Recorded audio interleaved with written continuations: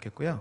저는 제 소개를 먼저 드리면, 저는 원래 29살에 교회를 개척해서 작년까지 한 18년 정도 목회를 했습니다. 그리고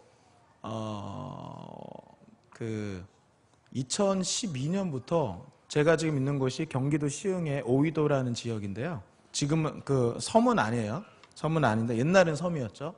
그곳에서 지금 사역하고 있는데, 지역에, 그러니까 2010년도에 제가 이제 오이도에 들어가서 보니까 이 지역에 정말 어려운 가정들이 참 많은데 지역하고 소통이 굉장히 어려웠어요. 그래서 어떻게 하면 이 지역에 있는 아이들과 그리고 이 마을 사람들하고 소통을 해서 이들에게 복음을 전할까? 여러분, 씨는 뭐죠? 말씀이잖아요. 그러면 밭은 뭡니까? 사람들의 마음이잖아요. 그러면 씨 뿌리는 자에 비유해서 씨앗은 하나님 말씀이라면 소위 복음 말씀, 이 말씀은 우리가 준비되어 있는데, 그 뿌려야 될 그 밭은 소위 말하면 비신자들이죠. 비신자들, 불신자들 말하는데, 불신자들, 비신자들에게 아무리 교회적으로 여러 가지 행사를 해도 이 사람들이 찾아오질 않아요. 예를 들면 바자회라든지 또 어떤 명사특강이라든지 무슨 콘서트라든지 이런 여러 가지 다채로운 행사를 해봐도 지역 주민들 중에 예수 안 믿는 사람들이 오는 경우는 극히 드물더라고요. 저희 동네에서는. 그래서 하나님이 분명히 오이도 마을에 뜻이 있어서 이곳에 보내셨는데, 어떻게 하면 우리가 밭을 구할 수 있을까 고민을 하다가 지역에 있는 사람들을 일단 그러니까 이들에게 복음 전을 일단 만나야 되겠고, 만나려면 접점이 필요하겠다. 그렇게 해서 이제 생각하게 된 게 떡볶이 집이었습니다. 그래서 저는 분식점을 인수했어요. 2012년도에 분식점을 인수해서 4월 23일, 잊어버리지도 않아요. 2012년 4월 23일 날 분식점을 시작을 했어요. 그 분식점 이름이 오떡이요입니다. 그래서 교회 안 되는 사람은 떡이요 하니까 떡하고 관련되어 있구나, 떡볶이. 예. 그리고 예수 믿는 사람은 오병이요? 오떡이요? 비슷한데 저 교회에서 하나? 이런. 그래서 이제 그렇게 해서 했는데 하루에 아이들 60명 이상씩 만나게 되고, 그러면서 지금 한 5년 지났는데, 저희가 이제 주중에는 거기서 함께 사역하는 분들이 다 저나 저희 전도사님들이에요. 그래서 저희는 지역에서 뭘로 통하냐면, 저는 이제 노란머리 삼촌이에요. 오떡 노란머리 삼촌. 그리고 저희 여자 그 사역자들은 이모고요. 남자들은 다 삼촌이에요. 예. 그렇게 하게 된 이유는, 저희가 이제 그 오이도 처음 들어갔을 때 한 아이가 있었어요. 인채라는 아이가, 제가 오떡이어 이야기라는 책도 냈는데요. 그 책에 이제 인채라는 아이가 나오는데, 그 인채라는 아이가 엄마는 같이 살지 않고 아빠랑 오빠랑 이렇게 세 식구가 같이 사는데, 아빠가 이제 밤늦게까지 일하고, 그리고 또 투잡을 하셔가지고 밖에 나가서 새벽까지 이제 일을 하세요. 그러다 보니까 집에 돌봐줄 어른이 없어요. 초등학교 4학년짜리가 집에 돌봐줄 어른이 없으니까 뭐 하겠어요? 게임하고 TV 보고 인터넷하고. 그러다가 자면 얘가 깨는 시간이 학교 가는 시간이에요. 11시에도 가고 12시에도 가고. 그래서 저희 아내가 그 아이를 보고 보다 안 돼서 아침에 가서 얘를 깨워서 저희 집에 데리고 와서 밥을 먹이고, 그리고 학교를 같이 보냈어요. 저희 딸하고. 한 2달 정도 그렇게 했습니다. 근데 처음에는 자기가 사랑을 받으니까 너무너무 좋아하는 거예요. 근데 이런 가정에 있는 아이들이 처음에 사랑할 때는 되게 좋아를 하는데, 그러다가도 어느 정도 시간이 지나면요, 간섭한다고 느끼나 봐요. 그래서 또 멀어져요. 그래서 저희하고 줄다리기를 여러 번 했어요. 왔다 갔다. 어느 날 5학년이 됐는데 얘가 머릿니가 있어요. 저희 동네 애들 머릿니가 있어요. 그래서 저희가 한때 머릿니 잡는 사역도 했어요. 사역으로. 그래서 찜질방 같이 동네 애들 데리고 20-30명씩 끌고 가서 남자애들은 삼촌들이, 그리고 여자들 이모들이 머리 이 잡아주고 이런 일도 이제 했는데, 얘가 이제 초등학교 5학년이 여자아이니까 얼마나 외모에 관심이 많은 시기입니까? 그리고 예민한 시기고. 그래서 제 아내가 조용히 불러서 머리를 이렇게 만져줬어요. 근데 이 아이가, 인채가 그게 너무 기분이 좋았나 봐요. 아, 사모님이 엄마였으면 좋겠다. 그래서 그 얘기 들으니까 저희 아내가 가슴이 막 이게 같은 애 키우는 입장에서 울컥하더래요. 인채야, 오늘부터 그러면 엄마라고 불러. 그때부터 얘가 저희 아내한테 엄마라고 부르고, 저한테는 아빠라고는 안 부르더라고요. 빠들 뭐 이렇게 하는데 마지못해서. 근데 이제 그 얘기를 같이 나눴죠. 하나님이, 저희는 지금 초등학교 하나 있어요. 저희 마을에 400명 정도 되는데 그 중에 70%가 문제 가정이에요. 한부모 가정, 조선조모 가정, 다문화 가정, 뭐 이런 여러 가지 어려움이 있는 가정들이 70%예요. 저희가 만난 애들이 다 그런 애들이죠. 그래서 하나님이 이 아이들에게, 그러니까 엄마 없는 아이들한테 엄마가 되어주고 아빠 없는 아이들한테 아빠가 되어주는 이런 걸 원하시지 않을까. 그런데 솔직히 현실적으로 엄마 되어주고 아빠 되어주는 거는 어렵다. 그런데 동네 이모 삼촌은 되어줄 수 있지 않냐. 그래서 그때부터 저희가 오이도 마을에 오떡 이모 삼촌이 되기로 했어요. 그래서 주중에는 그냥 일반 분식점입니다. 장사를 하면서 애들한테 저희 지금 담당하는 이모가 지혜 이모라고 있는데, 지혜 이모하고 우분 이모라고, 분이 이모라고 있는데, 이 두 이모, 특히 이제 지혜 이모 같은 경우는 학교 아이들의 절반 이름을 외워요. 그래서 그 학교 교감 선생님 놀라셨어요. 분식점 언니가, 이분들이 이제 아줌마로 생각하죠. 분식점 아줌마가 어떻게 애들 이름을 다 외우지? 저희는 목적이 복음을 전하는 게 목적이고, 그리고 어른들의 케어가 필요한데, 얘네들이 학교 다니고 뭐 이렇게 엄마나 아빠가 퇴근하기 직전까지는 케어를 못 받잖아요. 그 케어 사각지대에 있거든요. 그러니까 저희가 분식점을 하면서 얘네들 예를 들면 다치면 응급실에 가야 되면 저희가 엄마나 부모한테 연락을 드리고 저희가 데리고 가요. 예. 또 뭐 지들끼리 싸워가지고 왕따 시키고 그러면 이제 그 분식점이 법정이 되는 거예요. 예. 그래서 중재도 해주고 판결도 내려주고 뭐 이런 것도 하고, 또 상담도 때로는 하고, 이런 일들이 이제 정해지고, 지금은 아무 때나 와가지고 물 마셔야 돼요 예전에 물어보던, 요즘 물어보지도 않아요. 그냥 그냥 와서 그냥 자연스럽게 마시고, 화장실도 쓰고, 그리고 또 다치면 양호실 가면 되는데 오떡이에 와요. 약발을 달래요. 심지어는 이 저학년 애들은 신발끈 끊어지면 오떡이에 와가지고 이모 삼촌한테 신발끈 이거 묶어달라 그래요. 근데 그거 해주는데 되게 좋아해요. 그러니까 일반적인 가정 아이들은 그게 일상이지만 얘네들한테는 그게 일상이 아니거든요. 그래서 저희는 그런 오떡 이모와 삼촌으로 살면서 얘네들한테 저희들의 이런 행동들이, 삶을 같이 하면서 지내는 이런 행동들이 얘네들한테 좋은 추억으로 남아서 언젠가 삶이 공고할 때 하나님 찾게 되잖아요. 그때 어릴 때에 다니던 학교 앞에 있는 분식점 이모 삼촌이 잘해줬는데, 그리고 저희가 그 잘해주는 것만 하는 게 아니라 금요일마다 복음을 전하는데요. 지금 5년 됐는데 새빨간 복음 전하거든요. 예수를 왜 믿어야 되냐부터 해가지고 그렇게 새빨간 복음 전하는데 지금 5년째 해서 연인원 2만 명 이상 아이들한테 복음 전했어요. 그러니까 한 번 오면 한 주에 보통 70에서 100명, 150명이 와요. 그래서 말씀을 듣고 가요. 그러면 애들이 말씀을 들으면 저희가 스티커를 붙여줍니다.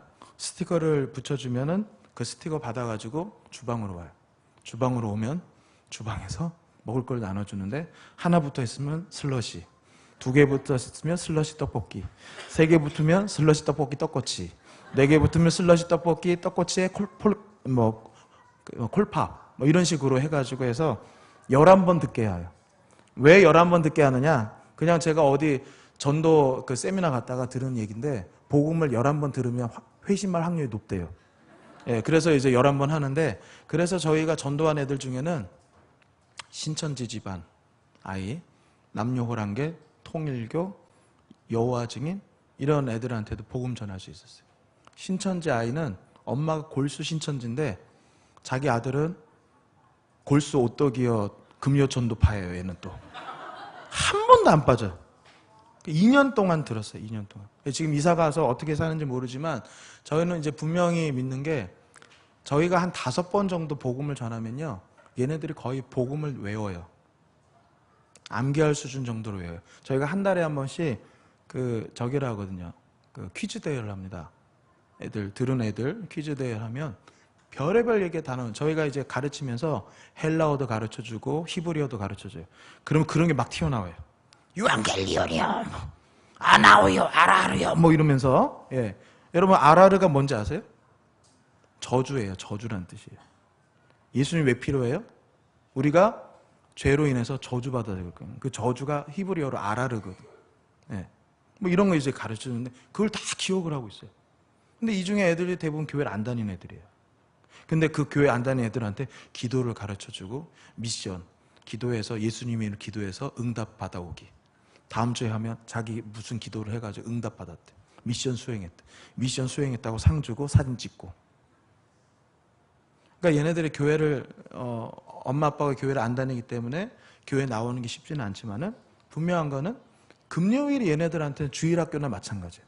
그래서 얘네들한테 이제 계속해서 그렇게 복음 전하다가 현재는 이제 뭐 다양한 주제로 해서 성령의 9가지 열매, 또 뭐 전신갑주에 대해서도 하고 이렇게 해서 지금까지 쭉 해오고 있는데, 그렇게 하면서 아이들한테 복음 전하니까 훨씬 효과적이고, 또 저희가 처음에 아이들을 봤을 때 되게 거칠었는데 지금 굉장히 유순해졌어요. 애들이. 그런 거 보면 정말 하나님 살아계시고 복음이 능력 있다. 할렐루야. 예. 그래서 여러분도 가끔 생각나시면 위에서 기도해 주시고, 우리 성령교회 정말 다음 세대 사역 잘하는 걸로 제가 알고 있어요. 잘하니까 그 TV에 나왔죠, 그죠? 예. 근데 더 잘하시리라 저는 믿습니다. 네. 자, 오늘 저는 이쯤에서 제 소개를 하니까 벌써 30분이 지났네요.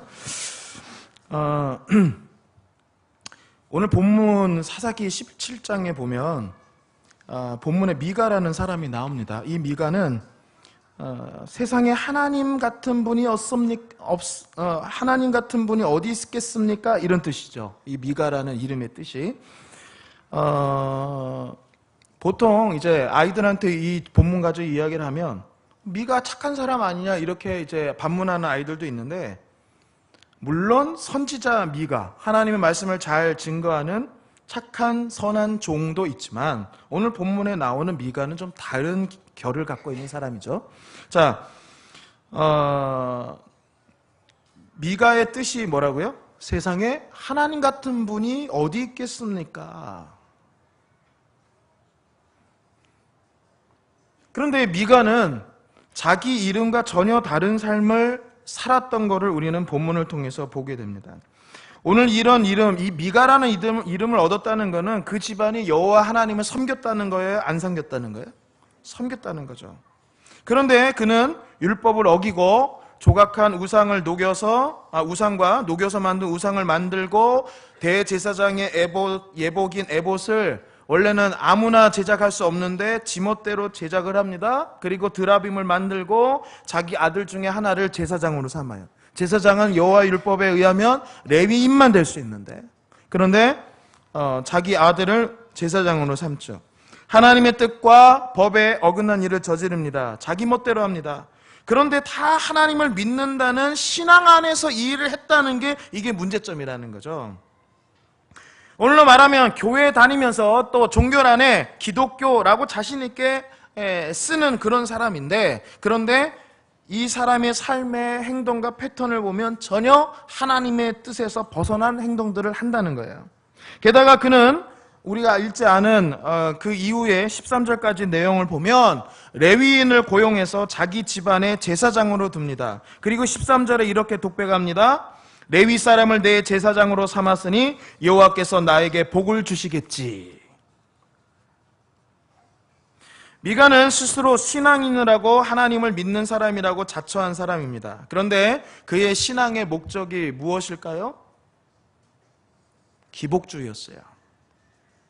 본래 우리의 신앙의 목적이 뭡니까? 우리가 왜 하나님을 믿습니까? 왜 우리 주님을 따릅니까? 하나님을 잘 믿고 섬기기 위해서 우리는 신앙하는 거 아니겠습니까?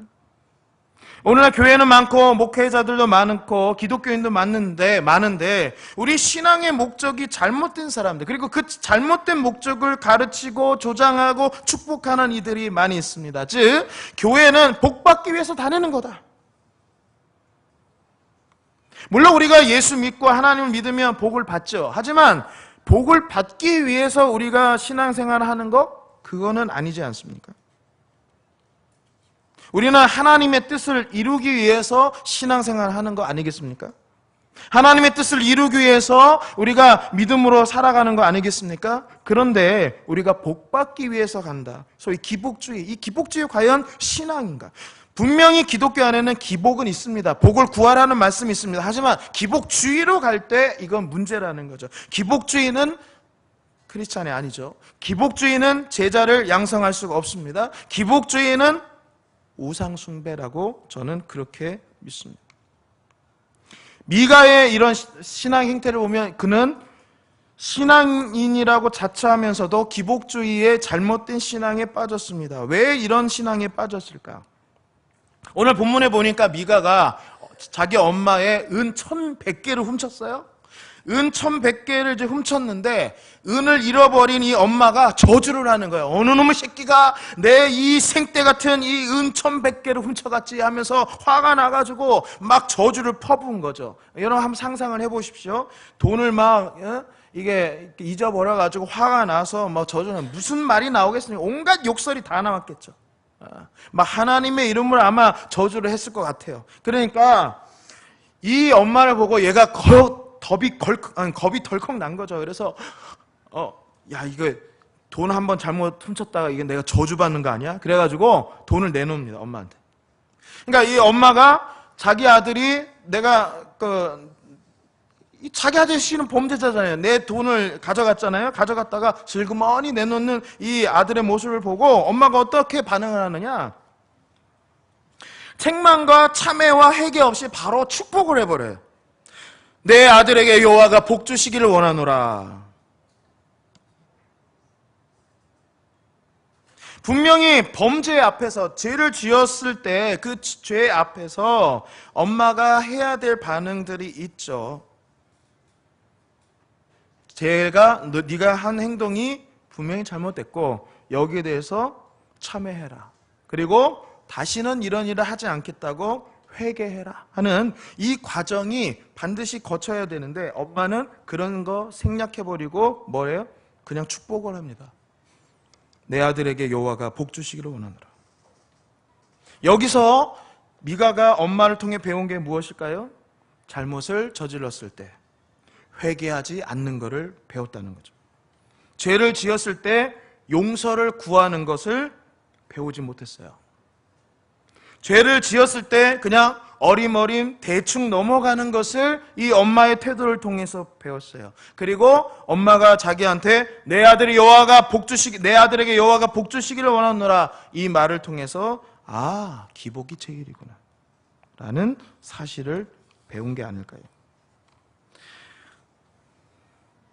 좀 전에 말씀드렸지만 죄는 반드시 책망을 통해서 무엇이 잘못됐는지 깨닫게 하고 그걸 참회, 진심으로 죄를 뉘우치고 용서를 구하는 과정, 이게 참회거든요. 이 참회의 과정과 그리고 회개, 다시는 그렇게 하지 않겠다는 결단, 의지적 결단, 이게 회개죠. 이 결단의 회개로 나아가게 만들어야만 하는 것이, 그것이 분명 성경적인 것이고 하나님의 뜻인데, 그런데 이런 과정이 생략된 채 미가의 엄마는 아들을 바로 축복해버립니다.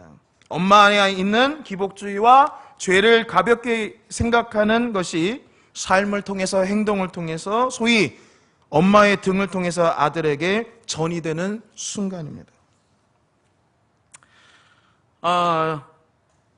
우리 뇌에요, 이쪽에 하고 이쪽에 뇌섬이라는 데가 있대요. 뇌섬이라는 데가 있네요. 섬처럼 생겼다. 뇌에 어떤 섬처럼 생겼다고 해서 뇌섬이라고 불리는 곳이 있다고 합니다. 근데 이곳은 사춘기가 되면 굉장히 예민하대요. 아까 우리 선생님들한테 말씀드렸지만 요즘 애들 사춘기가 몇 살부터라고요?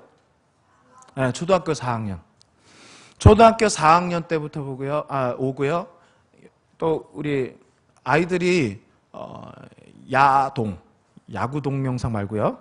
예, 야동의 음란물을 처음 접하게 되는 시기도 평균적으로 요즘 초등학교 4학년이에요. 많이 내려갔어요. 예. 제가 아이들 성경적인 성특강 이런 거 되게 이게 전문가거든요. 그런 부분에서 예. 굉장히 기대되지 않으세요? 예. 그래서 이제 그걸 하는데 한 3년 전까지만 해도 5학년 정도 했어요. 근데 지금은 이제 4학년 내려갔고요. 그리고 재작년 통계에 보면 2015년 통계에 보면요. 우리나라 10대들의 성 경험이 있는 아이들이 평균적으로 10대 아이들 성 경험이 평균적으로 몇 살이 제일 많느냐? 13.2세인가 그래요. 초등학교 6학년이면 성 경험을 한다는 거죠. 성 경험 있는 아이들 중에 10대 아이들 중에 성 경험 있는 아이들을 조사를 해봤더니 평균적으로 첫 경험을 초등학교 6학년 때 했다는 그만큼 많이 내려와 있어요. 그래서 이런 부분에서 성경적으로 잡아주지 않으면 안 돼요. 이제는 그냥 무조건 하지 말아라 이게 아니라 왜 하지 말아야 되며 성이 무엇이며 성을 하나님 왜 주셨으며 예, 이런 것들을 이제는 잘 가르쳐 줘야 돼요. 아이들한테. 예. 아무튼 초등학교 4학년부터 몇 살까지요? 35살까지 봐요. 사춘기를 요즘. 예. 청소년기를. 하여간 근데 요 시기에 이 사춘기가 되면요. 뇌섬이 되게 예민해진대요. 그럼 이 뇌섬이 뭐 하냐면요. 뇌섬이 내가 살아가면서 내가 혹시 누군가로부터 불공평한 대우를 받지 않나? 응? 불평등한 대우를 받지 않나? 예를 들면 내가 부당한 대우를 받지 않나, 차별당하지 않나 이런 거를 감시하는 거예요. 예를 들면 우리가 뭐 케이크를 하나 이제 나눠 먹을 때 잘라는데 내 거보다 제게 더 많은 것 같아. 이런 거 있잖아요. 이렇게 반응하는 애들 이게 뭐예요? 뇌섬에서 그걸 모니터링하는 거예요. 그래서 내가 차별당한 것 같아. 남들하고 똑같은 대우를 받지 못하는 것 같아. 이게 소위 이제 뇌섬이 하는 기능인데요. 이게 우리 생존하고 연결돼 있대요. 그런데 어른들은 이게 조절이 돼요. 그래서 내가 만약에 회사에서 부당한 대우를 받는다라고 느꼈을 때 그거를 얘기를 하면 시정이 되고 나한테 불리했던 것이 다시 좀 공평하게 되돌아오는 그런 여지가 보이면 말을 하고 말을 꺼냈다가 오유 다다다다다 이제 얻어맞고 그리고 더 피해를 볼 그런 상황이 그럴 수도 있잖아요. 그죠? 말 꺼냈다가 그렇게 되는 경우도 있잖아요. 그러면 그럴 경우에는 말을 꺼내요, 안 꺼내요? 안 꺼내요. 이게 어른들은 조절이 돼요. 예? 이게 조절이에요. 이 조절이 어디서 하냐면 우리 뇌에 전전두엽이 있답니다. 이 전전두엽이 그 조절 기능을 한대요. 근데 우리 사춘기에 있는 아이들은 전전두엽이 활성화가 아직 안 돼서 이게 조절을 못해요. 그래서 자기가 느낀 거를 그냥 바로 말로 질러버리죠. 자, 저희 둘째 딸이 지금 중학교 3학년인데 중학교 1학년 때 그 해 엄청 더웠어요. 여름에. 하루는 아빠 하긴 너무 더워 죽겠어요. 아니 더우면은 학교에 에어컨을 틀어달라고 그러지 반에 에어컨 안 틀어줘요. 선풍기도요 약단으로 틀어줘요. 아이고 선생님한테 좀 틀어달라고 그러지. 얘기했죠. 근데 왜? 얘기했는데요. 선생님이 뭐라 그러냐면요. 기름 한 방울도 안 나온 나라에서 아껴야 잘 살지 이러더래. 그래서 근데 얘가 이제 그 다음 말에 하는 말이 더 가관이에요. 근데요, 선생님 그렇게 얘기해놓고 교무실 지나가잖아요. 교무실에 선생님 딸랑 2명 있는데 에어컨 얼마나 빵빵히 틀어놨는지 교무실 문만 지나가도 서늘하대. 그 하는 말이, 지들은 그렇게 틀어놓으면서 왜 우리들한테는 에어컨도 안 틀어주고 이 선풍기도 약간 틀어주냐고. 말이 되는 거야. 막 이러면서 막 흥분해가지고 막 이래요. 제가 예전 같았으면 이 자식이 선생님한테 지들이 뭐야 지들이 이렇게 얘기했을 거예요. 여러분 어떻습니까? 근데 얘는 지금 선생님을 지들이라고 표현한 거에 포커스가 있어요? 아니면 지금 뭔 얘기죠? 억울하다 이거예요. 불공평하다 이거죠. 선생님도 사람이고 우리도 사람인데 선생님들은 교무실에 그래도 여유 있는 공간에서 이제 지내시는데 우리는 한 반에 30몇 명씩 푹푹 찌는 여름에 또 복식이잖아요 보통 교실이. 그러니까 얼마나 더워요. 그러니까 이런 상황에서 선생님들은 에어컨을 틀어주고 우리는 안 틀어주고 이게 불공평하다 이 얘기죠. 자, 얘가 왜 선생님들을 지들이라 표현했을까요? 전전두엽의 활성화가 아직 안 돼서 그래요. 예.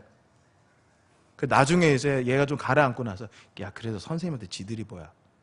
아이고, 그러네요. 뭐 이렇게 이제 해서 그런 부분 시정을 해주긴 했는데 어쨌든 여러분 보세요. 아이들은요, 사춘기 아이들은요, 이 내성이 한참 예민할 때는 자기가 불공평한 대우를 받는다라고 느끼면은 안 배워요. 무슨 말이냐? 자, 선생님이 뭐라고 했어요? 기름 한 방울도 안 나는 나라에서 아껴야 잘 살죠. 이거는 교훈이에요. 가르침이에요. 근데 선생님은 이렇게 해야 되고 우리는 이렇게 된다라고 얘네들이 이렇게 느끼니까 그 가르침이 지금 먹힌 거예요? 안 먹힌 거예요? 안 먹힌 거죠. 그래서 자기가 불공평하다 느끼면은 그렇게 얘기한 교육, 가르침 이거를 얘네들은 거절합니다. 전혀 먹히지가 않죠. 자, 우리 교회 상황으로 돌아갈까요? 이제 성경학교도 하고 수련회도 하는데 보통 보면요. 성경학교는 수련회 하면 애들이 다 뒤에 앉아 있어요. 그럼 선생님은 뭐 어떻게 해요? 야 앞으로 가서 앉아. 앞이 금자리야. 은혜 받아야지. 그래서 선생님 다 뒤에 앉아 있어요. 그럼 애들이 뭐라고요? 지들은 뒤에 앉으면서 우리 보고 앞으로 가라. 앞자리가 금자리라는 교훈이 얘네들한테 지금 먹혀요? 안 먹혀요? 안 먹혀요. 절대 안 먹혀요. 네. 이해가 쉬우시죠? 제가 청소년부 수련회 가면요. 요즘 애들이 이게 땅바닥에, 그러니까 바닥에 앉는 거에 힘들어요. 허리가 약해가지고. 그래서 다 어떻게 하면 등에 좀 기대 보려고, 예? 등을 이렇게 병게 기대 보려고 기둥 같은 데 자꾸 이렇게 기대고 있으면은 선생님들 기대지 마. 똑바로 앉아. 그래서 선생님 다 뒤에 기대고 앉아 있어요. 그러면 얘네는 1시간 내내 말씀이 들어와요, 안 들어와요? 안 들어오죠. 그래서 어려운 거예요, 이게. 교육한다는 게. 자, 앞자리가 금자리야 하면서 선생님도 같이 앞에 앉고 아이들하고 같이 껴서 앉으면은 그러면 얘네들이 선생님도 이렇게 앉았으니까 내가 불공평하다라는 생각 안 하죠. 그런 상황에서는 그게 교훈이 먹혀요. 근데 자기들은 저렇게 편하게 앉아 있으면서 우리 보고 앞으로 가래? 하면 벌써 그렇게 불공평하다, 불평등하다, 불공정하다라고 그렇게 느끼면요. 얘네들은 그 이후로는 안 배워요. 신뢰가 깨지기 때문에. 이게 되게 많아요. 제가 율동 같은 거 재미난 거 이렇게 아까도 보여드렸는데 그런 거 하잖아요. 그러면 선생님들 나오세요 하면 어떤 선생님들은 막 적극적으로 나오는데 어떤 선생님 개 끌려 나오듯이 끌려 나오세요. 안 나오려고. 안 나오려고 막 하는데 앞에서 끌어당기니까 막 심지어는 자기 반 애가 막 끌고 나와. 자기 반 선생님. 그러면 아이들 그거 보면서 예배 시간에 찬양할 때 저렇게 선생님처럼 앞에 안 나가도 되는구나. 이런 걸 배워요. 그래서 저는 항상 어디 가서나 이 얘기를 하는데 목회자들은, 목사님, 전도사님들은 아이들 앞에서 할 때 찬양을 하든 뭘 하든 4배 이상 열심히 해야 돼요. 4배 이상 열심히. 선생님은 몇 배? 2배는 해주셔야 돼요. 그래야 애들이 100% 정도 따라와요. 선생님이 100% 하면 애들은 절반밖에 안 해요. 이건 제가 임상적으로 제가 경험한 바예요. 그러니까 교사들이 2배 이상 할 때 얘네들이 어느 정도 해요.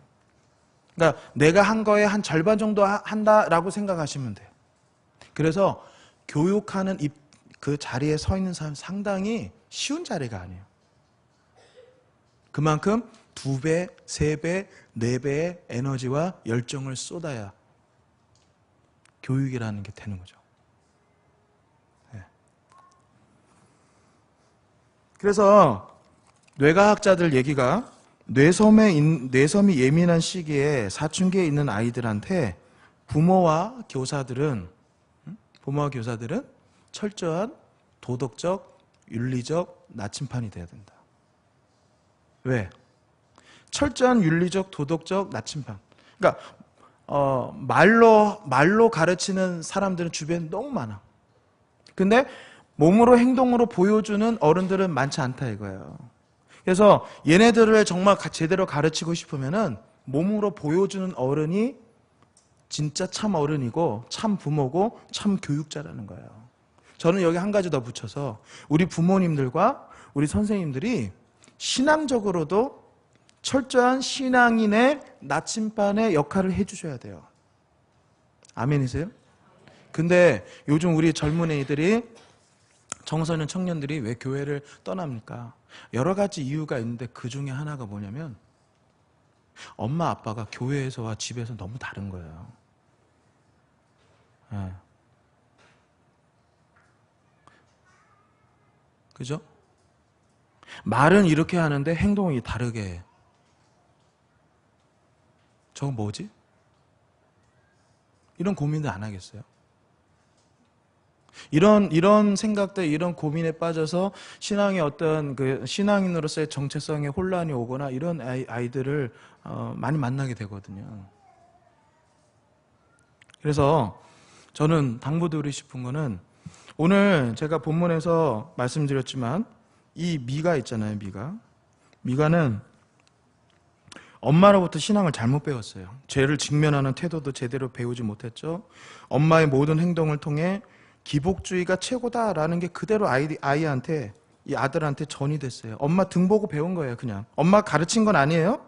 엄마가 신앙인은 이렇게 살아야 돼, 이렇게 가르친 게 아니라 엄마의 삶과 엄마의 행동, 소위 엄마의 등을 보고 아들한테 이게 전달이 됐다는 거죠. 예. 그래서 만약에 엄마가 아들이 잘못을 저질렀을 때 그 죄 앞에서 책망하고 참회하게 만들고 용서를 구하게 하고 또 엄마가 너를 잘못 키웠다. 그러게 아들한테도 용서를 구하고 하나님께도 용서를 구하고 그러면서 다시는 이러한 죄를 짓지 않겠다라는 어떤 그런 모습을 삶을 통해서 행동을 통해서 보여줬다면 이 미가에게 이런 잘못된 신앙에 잘못된 것들이 들어가지 않았을 거예요. 또 회개 결단에 이르게 했다면 미가는 이것을 계기로 해서 더 나은 신앙인으로 성장했겠죠.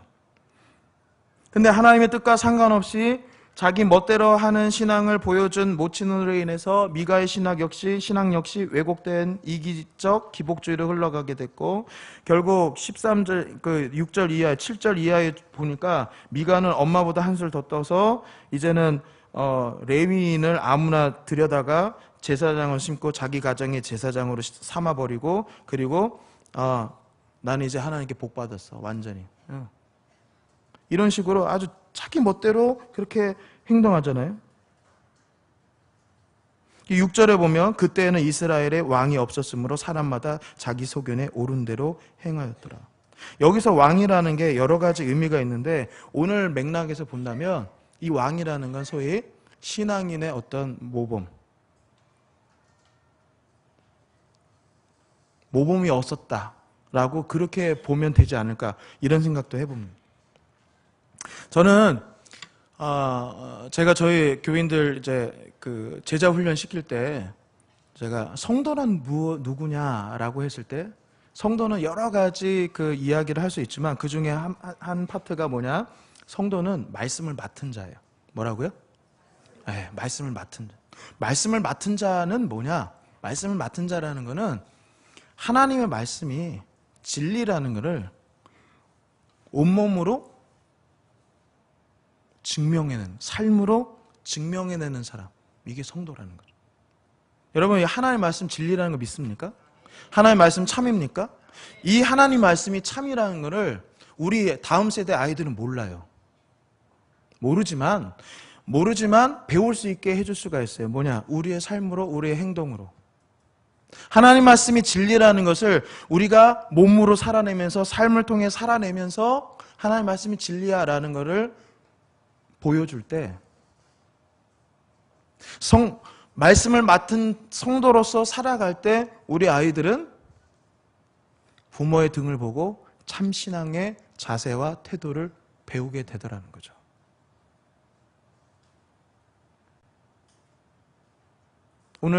오늘날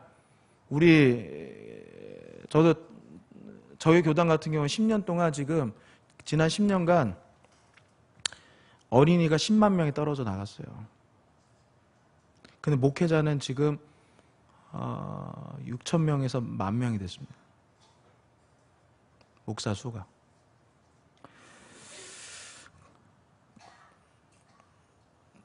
물론 인구도 줄었지만 부모가 교회를 다니는데도 교회를 안 다니고 신앙생활 안 하는 아이들이 굉장히 많습니다. 그게 어디서 올까? 아마 오늘 이 지점이 아닐까 이런 생각을 감히 해봅니다. 그래서 저는 부탁드리고 당부드리고 싶은 말씀은 예를 들면 애들 요즘 이거 많이 빠지잖아요. 여러분 이것 때문에 애들이 두 가지 그러니까 이걸로 인해서 물론 이것만이 꼭 다는 아닌데 요즘 제가 10년 전 애들하고 지금 애들하고 말씀을 전해보면요. 10년 전에 애들은 말씀을 전하다 보면 애들이 눈이 갑자기 반짝반짝거릴 때 있어요. 자기의 삶의 문제, 자기의 인생에 대해서 고민하던 애들이 말씀을 통해서 해답을 찾았을 때 눈이 번득여요. 근데 요즘 애들은요, 이렇게 말씀을 전하다 보면 1시간 전하든 2시간 전하든 그냥 쭉 가요. 눈빛이 그대로예요. 무슨 말이냐면 그냥 말씀이 흘러도 미끄러져 나가요. 그거는 자기 인생에 대해서 생각을 안 해봤다는 거거든요. 생각을 옛날처럼 많이 안 해요.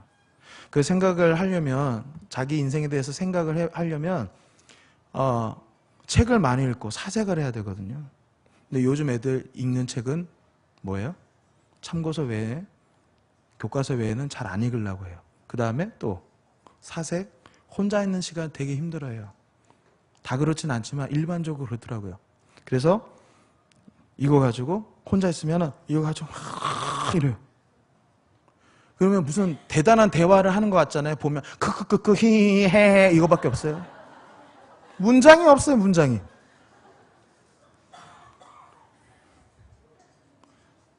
인터넷이나 이런 것들로 인해서 애들이 생각을 잘 안 해요. 자기 인생에 대해서 생각을 안 하고 진로에 대해서나 이런 거에 대해서 생각을 잘 안 합니다. 거기에다가 우리 성현교회